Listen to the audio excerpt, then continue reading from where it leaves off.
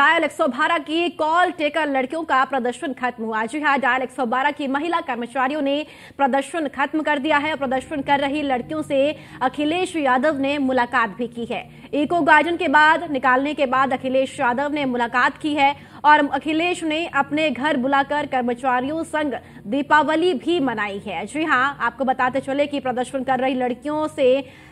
Sapa supremo Akhilesh Yadav की मुलाकात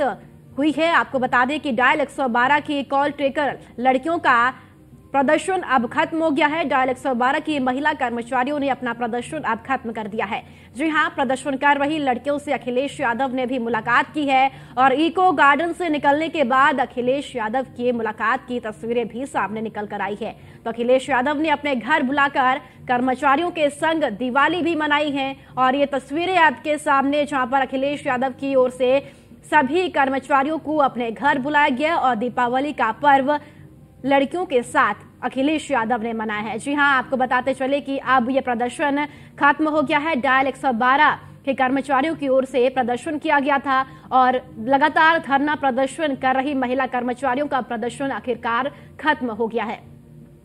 और इसी बीच सपा सुप्रीमो अखिलेश यादव की ओर से महिला कर्मचारियों से मुलाकात भी की गई है। तो बेहद ही महत्वपूर्ण मुलाकात भी मानी जा रही है और इस मुलाकात के भी कई मायने सामने निकलकर आ रहे हैं और कई मायने इस मुलाकात के निकाले भी जा सकते हैं। आपको बताते चले कि इको गार्डन से निकलने के बाद अखिलेश यादव ने महिला कर्मचारियों से मुलाकात की है और अखिलेश यादव ने साथ ही अपने घर पर बुलाकर महिला कर्मचारियों संग दीपावली भी मनाई है और उसकी तस्वीरें भी अब सामने निकल कर आ गई है।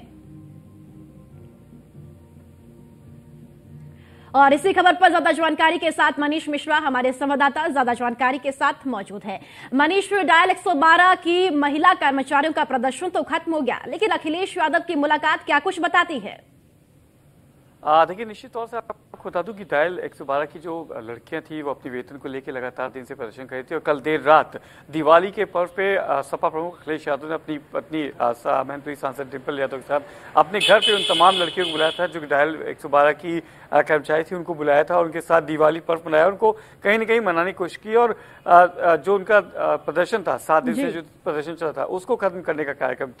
कार्य किया। तो निश्चित तौर से जिस तरीके से देखा जाता कि तमाम सरकार की कोशिश से उसी चलते एडीजी जो 112 थे उनको भी उससे उनके पद से हटाया गया था, उनका ट्रांसफर किया गया था, क्योंकि जिस तरीके से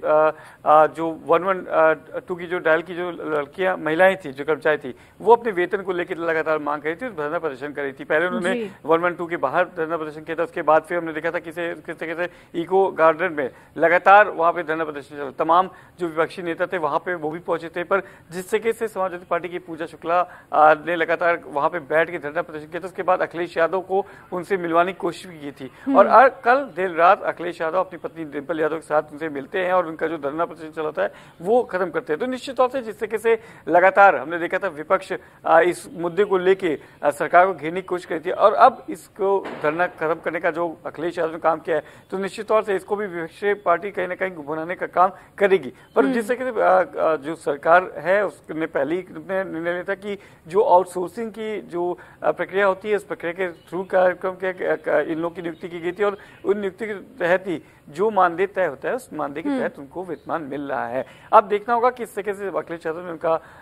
धरना प्रदर्शन खत्म किया है। त्योहारी सीजन है, त्योहार के बाद किस तरीके से अब इसको एक नए रंग में लाने की कोशिश करते हैं या फिर इसको यहीं पे खत्म करते हैं, ये देखने वाली बात होगी। हालांकि जो 7 दिन से धरना प्रदर्शन चला था डायल 112 की महिला कर्मचारियों का, वो फिलहाल खत्म हो गया और कल दिवाली के पावन पर्व पे अखिलेश यादव ने अपनी पत्नी डिंपल यादव के साथ कल देर रात महिला कर्मचारी को बुला के उनको आश्वासन देने के बाद उनका जो धरना प्रदर्शन वो खत्म करवाया। मनीष, क्या कुछ रहा धरना प्रदर्शन खत्म करने की पीछे की वजह क्या है और साथ ही विपक्ष की सहानुभूति कहे महिलाओं के साथ या फिर ये मुद्दा 24 के लिए भुनाने की कोशिश अखिलेश यादव अब यहां से कर रहे हैं? देखिए, डायल 100 की जब शुरुआत की गई थी तो अखिलेश यादव की सरकार थी और यही मुद्दा लेके लगातार जो विपक्षीय पार्टी के लोग थे या कहें कि जो विपक्षी नेता थे, चाहे पूजा शुक्ला हो चाहे समाज पार्टी के तमाम जो नेता हों, उन्होंने लगातार इसी मुद्दा बनाया था कि ये डायल 100 जब शुरुआत की गई थी तो अखिलेश यादव ने एक सुनहरे भविष्य के साथ इनकी शुरुआत की थी, पर योगी सरकार इसको सही से चला नहीं पा रही, ऐसे आरोप लगाए गए थे। इन लोग के साथ अनदेखी की जा रही है। पर अब कल देर रात जिस तरीके से 7 दिन तक लगातार प्रयास किए गए थे सरकार की तरफ से भी, और जो एडीजी डायल 112 थे उनको भी उनके पद से हटा के नीरा रावत को उसकी जिम्मेदारी दी गई थी, तो निश्चित तौर से साफ क्लियर कर दिया गया था कि जो एक मानदेय तय है, क्योंकि एक मानदेय के अनुरूप ही काम कर सकते हैं आप कोई ऐसी चीज नहीं कर सकते कि जो आप लॉ के बगल से या फिर आप जो एक साइन होता है, जो कॉन्ट्रैक्ट साइन होते हैं उनके विपरीत जाके आप कुछ नहीं कर सकते। वो लिमिट समय के लिए होता है। जब आपका रिन्यूअल होगा तो निश्चित तौर से हो सकता है सरकार इस पे जरूर इस पे ध्यान देगी। पर जिस तरीके से ये डिस्कस चल रहा था 7 दिन से, उस 7 दिन को कहीं ना कहीं समाजवादी पार्टी ने भुनाने का काम किया था, और निश्चित तौर से जिस तरीके से कल खत्म कराया है तो समाजवादी पार्टी इसको आगे भुनाने की कोशिश जरूर करेगी। और क्योंकि एक डायल जो 100 की शुरुआत की थी वो अखिलेश यादव ने की थी, तो निश्चित तौर से एक बार इसको फिर से मुद्दा बनाएगी। 28 तारीख से